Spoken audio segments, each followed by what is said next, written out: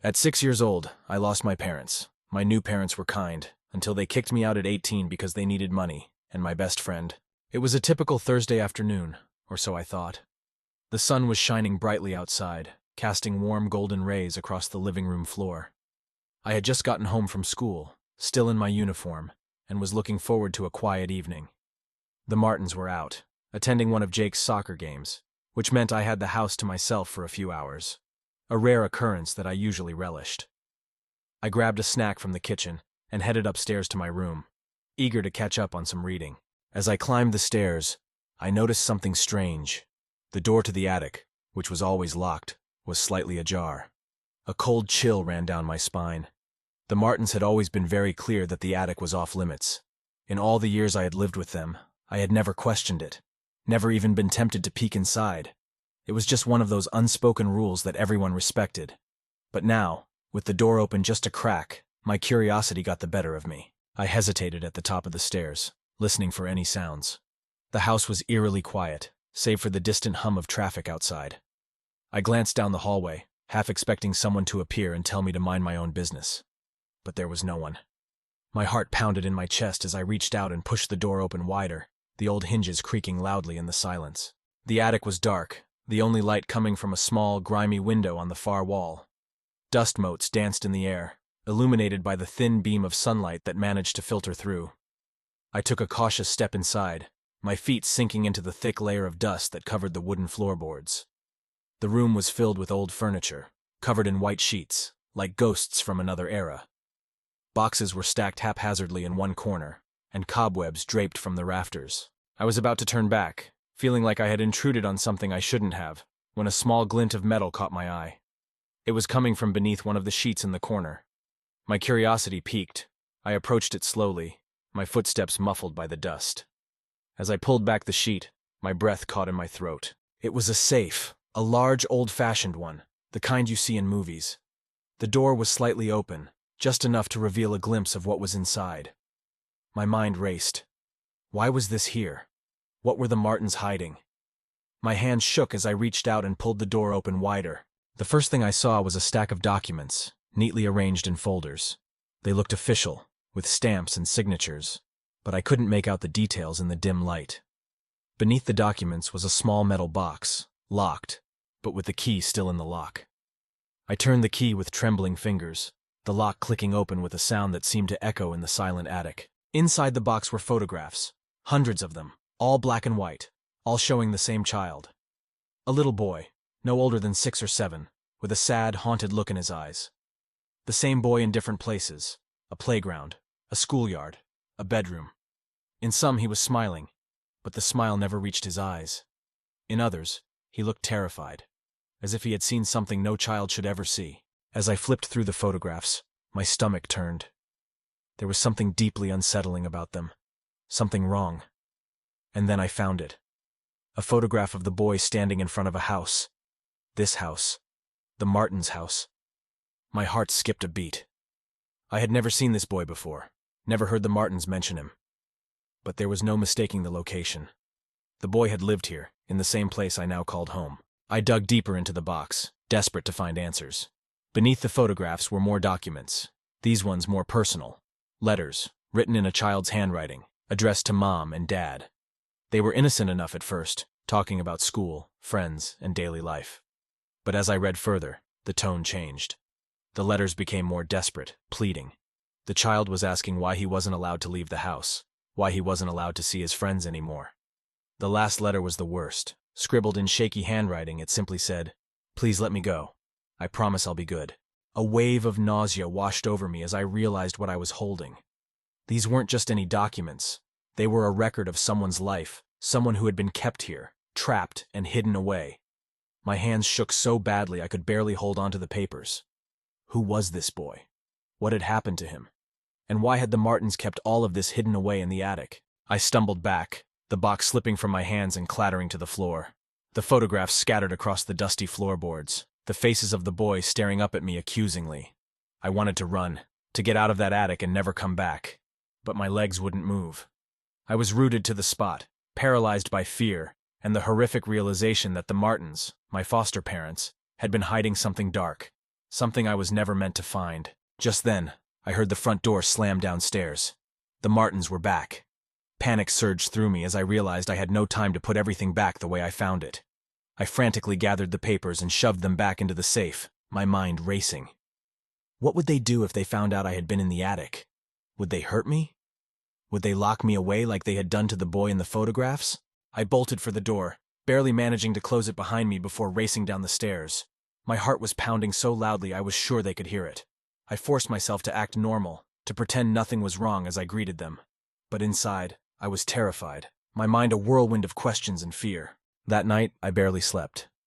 Every time I closed my eyes, I saw the boy's face, his pleading eyes staring back at me from the photographs. I knew I had to find out more, to uncover the truth about what had happened in this house. But I also knew that whatever I found, it would change everything. The Martins were not who I thought they were, and my life with them, everything I believed in, was built on a foundation of lies. The next day, I skipped school and went to the library, desperate to find any information about the boy in the photographs. I searched through old newspapers, archives, anything that might give me a clue. After hours of digging, I finally found a small article from nearly 20 years ago. It was about a missing child, an unsolved case. The boy's name was Henry, and he had disappeared from his home one day, never to be seen again. The address listed in the article was the same as the Martins' house. My blood ran cold as I read the article over and over, trying to make sense of it all. The Martins had taken in Henry, a foster child like me, and he had vanished without a trace. The police had searched the house, questioned the Martins, but nothing had ever been found. The case had gone cold, and the Martins had moved on, eventually taking me in years later. I couldn't stop thinking about Henry, about what might have happened to him. Had the Martins done something to him? Was he still here, somewhere in the house, his body hidden away where no one would ever find it? I had to know the truth, but I was terrified of what I might discover. Over the next few days, I started to notice things I had never paid attention to before. Small, almost imperceptible signs that something was wrong. The way the Martins would glance at each other when I mentioned the attic. The way they seemed overly concerned with keeping certain parts of the house locked and off limits. The way they watched me, as if they were waiting for me to make a mistake. The tension in the house grew unbearable, and I knew I couldn't stay silent any longer. I had to confront them, to demand answers. But I was also afraid. Afraid that once I did, there would be no turning back. The Martins had been my family, my only family, for years. But now I was starting to realize that I had never really known them at all. And so, on a dark, stormy night when the Martins were once again out at one of Jake's games, I made my move. I crept back into the attic, my heart pounding in my chest, determined to find out what had happened to Henry. But this time, I wasn't just looking for answers. I was looking for proof, something I could take to the authorities, something that would finally bring justice for the boy who had been lost for so long. But what I found that night was beyond anything I could have imagined, something so horrific that it would haunt me for the rest of my life. Hidden behind a false wall, deep in the darkest corner of the attic, I found a small, cramped room. The walls were lined with scratch marks, and the air was thick with the smell of decay. And in the center of the room, lying on a tattered mattress, was a small, skeletal figure, curled up as if trying to hide from the world. It was Henry, or what was left of him. I stumbled back. The Martins had kept him here, trapped, imprisoned, until he had wasted away to nothing. They had taken in a child, someone they were supposed to care for, and instead, they had condemned him to a slow, agonizing death. And all this time, they had kept it hidden, right under my nose, never once giving a hint of the evil that lurked behind their smiling faces. I barely remember how I got out of the attic. The Martins had been my family, the people I had trusted more than anyone else in the world. And now, I knew that trust had been built on lies, on the suffering of an innocent child. Update. And now, as I prepare to leave the Martins' house for good, I can't help but wonder if I'll ever truly be free of the darkness that they brought into my life. I know that wherever I go, whatever I do, a part of me will always be trapped in that attic, just like Henry, lost and forgotten, waiting for someone to find me. Earlier today, I was blindsided by some devastating news. I was told to pack my things and leave by the end of the week. I still can't wrap my head around it. I was taken from my biological family when I was 6 years old due to serious issues with my parents. After that, I was placed into foster care and eventually matched with a couple who I'll call the Martins, though every part of me wants to scream their real name. The Martins were everything I could have hoped for at the time. They were kind, patient, and took me in at a young age. I soon started seeing them as my parents. I began calling them Mom and Dad, treated them like my real parents, and even came to think of their biological son as my brother. The Martins weren't the only ones fostering. They also had a 13-year-old boy who had been with us for a little over 2 years. He was dealing with his own issues, and I saw him as another brother, someone else who knew what it was like to live in the shadow of uncertainty. Although the Martins never officially adopted me, I understood why. They relied on the fostering allowance as a major source of income. This was something that, at least on the surface, never really bothered me. They assured me time and time again that legal status didn't matter, that a family was built on love, not papers, and I believed them. But today, when I checked their fostering agency's website, I found out they used to get at least $3,000 a month for me. That illusion was shattered today when they sat me down and told me I had to leave. They said fostering was a business for them, and they couldn't afford to keep me just on the reduced allowance. They gave me 5 days to move out. They said they needed my room because they were planning to take in a new foster child. And as if to add insult to injury, they assured me it wasn't personal, like that was supposed to make it hurt less. They told me they'd still think of me like a son, but not really their son anymore. They even added that they wanted to keep in touch, which felt like a cruel joke after deciding to kick me out. A 19-year-old with no job, no income, nothing, just as I'm about to start college. Meanwhile, their biological son, who's 28 and unemployed, gets to stay. So here I am, facing the harsh truth that maybe I was never truly part of their family. I'm just the kid nobody wanted. Commenter Lisa, username *hopefulheart*, responded to my original post. You were just 6 when they took you in. They denied you the chance to find a real family who would love you for who you are, not for the money you brought in. You deserve better. Another commenter, Mike, username *CandidSoul*, replied, I doubt anyone would have adopted me anyway. I wasn't exactly an easy kid. I had a lot of issues back then. But I've changed, genuinely. And I can't help but wonder if this is happening because of how I used to be. But there's more to the story. Something I never thought I'd be writing about. Just as I was beginning to come to terms with the Martins' decision, something shocking happened that has thrown everything into chaos. 2 days ago, I was home alone. The Martins were out with their biological son, Jake, for some kind of family event. I wasn't invited, which wasn't unusual, but it still hurt. I had just started packing my things, trying to figure out what to keep and what to discard, when I heard a loud crash from the back of the house. At first I thought it was nothing, maybe something falling in the garage, but then I heard it again, this time louder, closer. I hesitated, but curiosity got the better of me, and I went to investigate. When I reached the kitchen, I froze in horror. The back door had been forced open, and 2 men were inside, ransacking the place.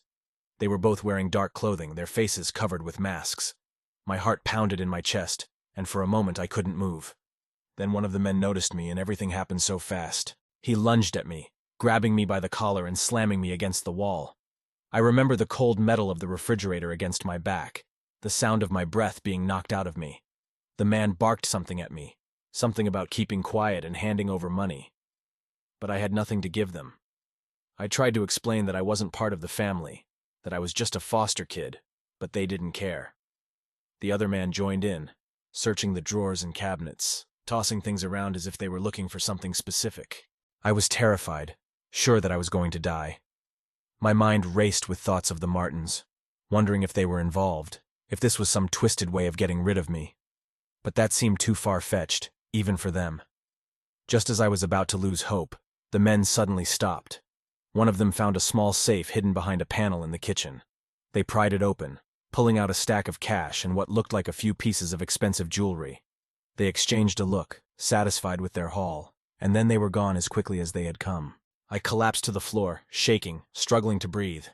I don't know how long I sat there before I finally found the strength to stand up. My first instinct was to call the police, but then I hesitated. What would they think? That I was involved? I had no idea what to do. My phone buzzed. It was a text from Susan, asking how things were at home. I couldn't even bring myself to reply. When the Martins finally returned, I told them everything. I expected them to be furious, to call the police, to do something. But instead, they just looked at each other, and then back at me with an expression I'll never forget. A mix of irritation and something else I couldn't quite place. Matt, the father, finally spoke, his voice cold and detached. Don't worry about it. We'll handle it. That was it.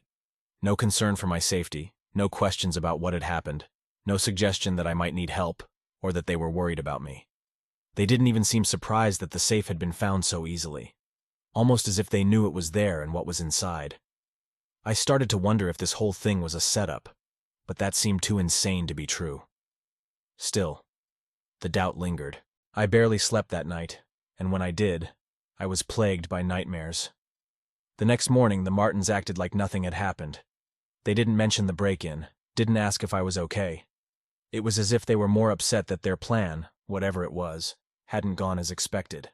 The tension in the house grew thicker, and I couldn't shake the feeling that I was being watched, judged, and tested. The day after the break-in, I found out from a neighbor that the Martins had actually installed the safe just a few weeks ago, and that they had been very secretive about it. The pieces started to fall into place, and I realized that maybe, just maybe, the Martins weren't the perfect foster parents I had always thought they were. Were they hiding something illegal? Were they involved in something far more sinister than I had ever imagined? And what did that make me? Just a pawn in their game, expendable the moment I was no longer useful? I've never felt so alone, so betrayed. I tried to reach out to my best friend again, but he didn't pick up. I couldn't even bring myself to leave the house, fearing that something else might happen.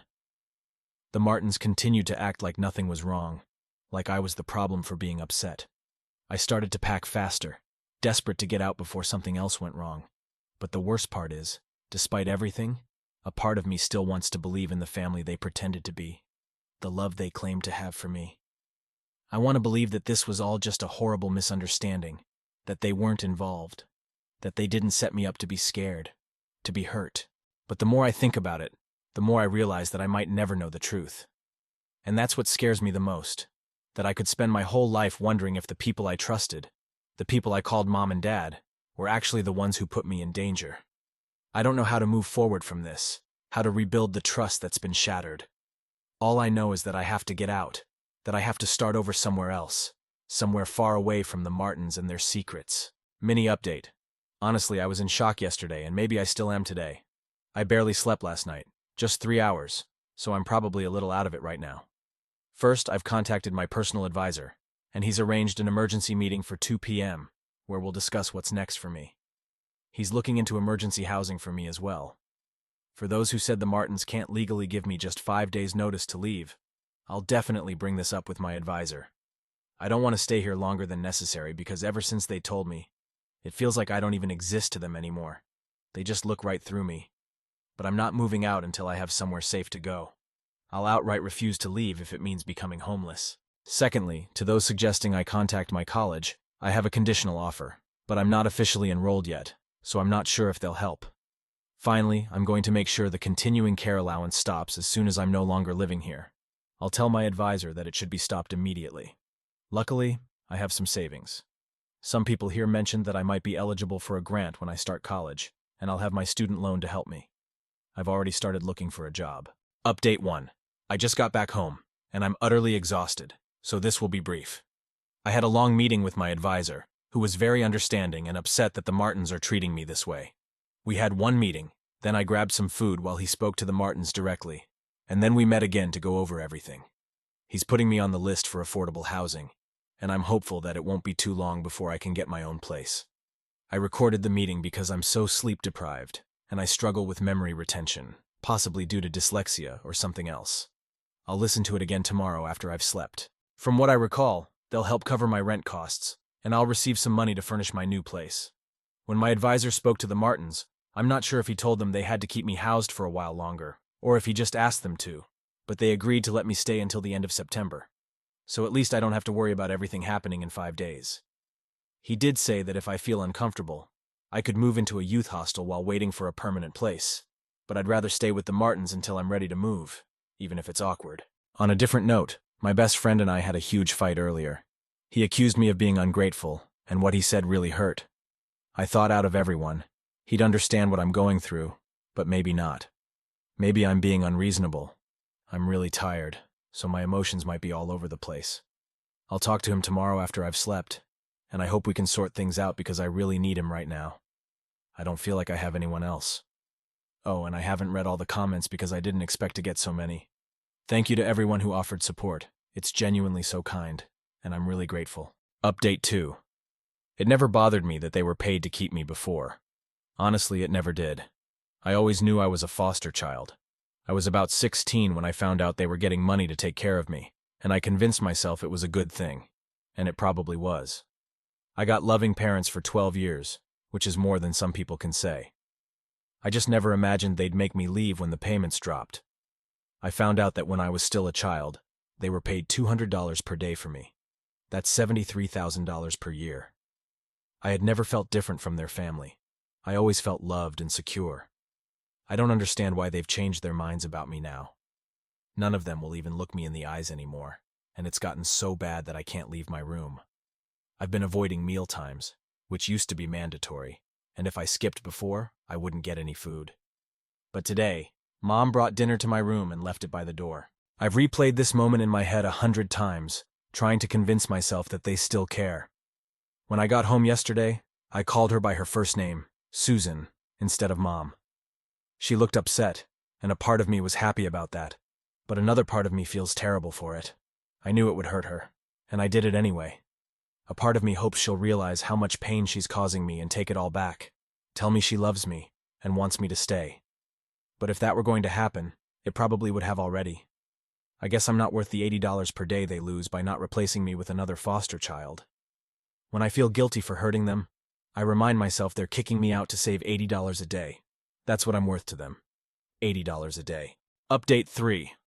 I'm 19 now, and I was taken from my biological family when I was 6.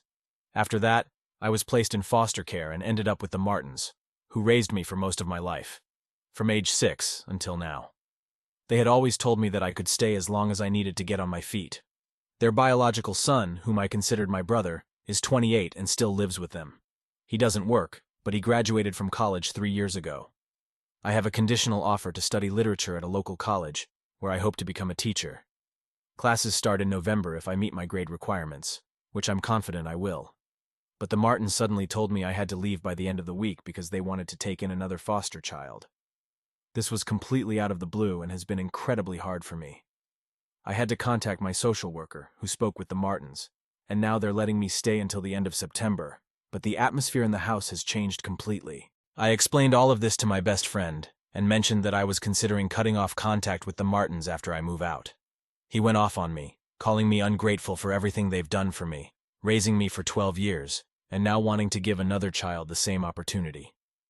I understand his point, and that's part of the reason I feel so guilty. But my friend isn't talking to me now, calling me selfish for wanting to stay with the Martins as they promised, and accusing me of trying to get rid of their biological son instead.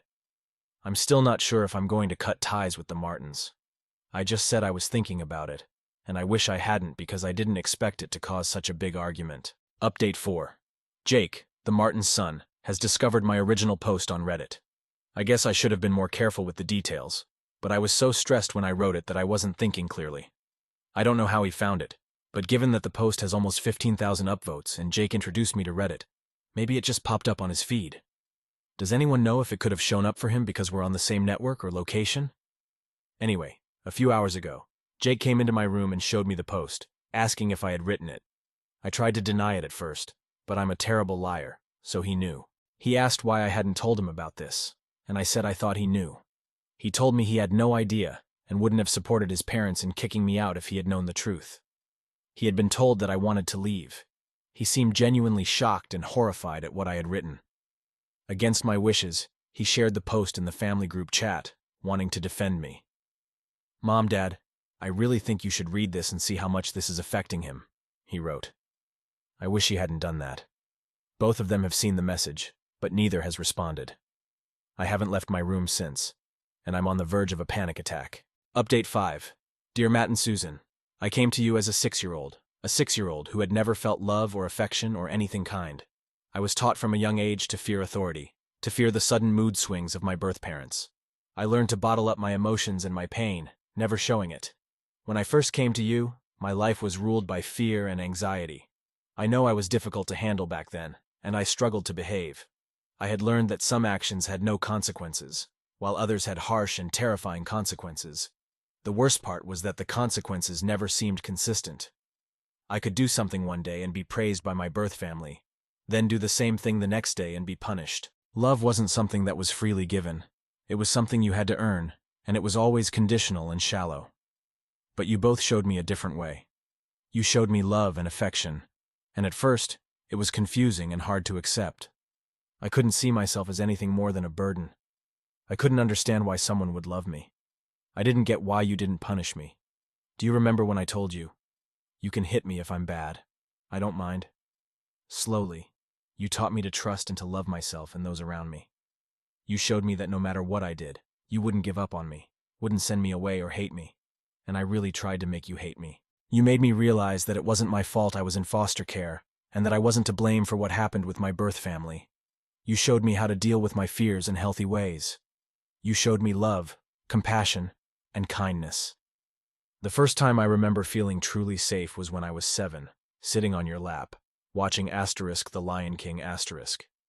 That probably felt like just another day to you, but to me, it's a core memory that shapes how I see myself. You stayed up with me when I was anxious about starting middle school. You comforted me when my birth mom said she didn't want to be part of my life anymore. You were there when my girlfriend dumped me at 14, and I felt like my world was ending. You encouraged me to push myself in school and apply to college. The most important thing you taught me was that I was worthy of love and respect. You never gave up on me. I am who I am today because of you. When I look at myself and see compassion, care, and kindness, I see you. You weren't my birth family, but you were my family. My only family. I just don't understand what's changed.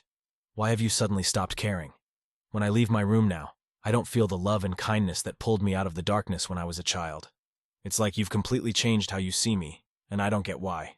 A few days ago, you told me I had to move out. You gave me 5 days' notice to leave my family. You've made me feel like that scared 6-year-old all over again. I'm not saying this to guilt you or to ask to stay. I think it's too late for that now, and I don't think I'll ever see you the same way again. I'd understand if you were struggling financially, or if you wanted to help another child like me. But why didn't you talk to me? Why did you spring this on me and then act like I don't matter? Why tell me it's just business? Did you think that would make it hurt less? Since you told me, my whole world has been turned upside down, and I don't know how I'm going to get through this. If I had felt like this a few weeks ago, do you know who I would have gone to? I would have gone to you. I would have shared my worries and fears, and you would have said just the right thing. Then we would have sat together and watched a dumb TV show, and I would have felt better. Now, I have no one. I feel like I'm being told for the second time in my life that I don't deserve a family. And this time, I don't have anyone to pick me up off the ground. That was always you, Mom and Dad. It was always you I could rely on. Why are you giving up on me now? Update 6. My advisor has kindly offered to store some of my belongings in his garage since I can't take everything with me. He's found a place for me at a nearby shelter, where I'll have my own room, which was a big factor in my decision to move. The shelter works with local authorities and houses a lot of young adults who've aged out of foster care while they wait for permanent housing. I haven't sent the message to the Martins yet, but I know Jake has seen it. Yesterday I was overwhelmed with emotion. Today I feel nothing.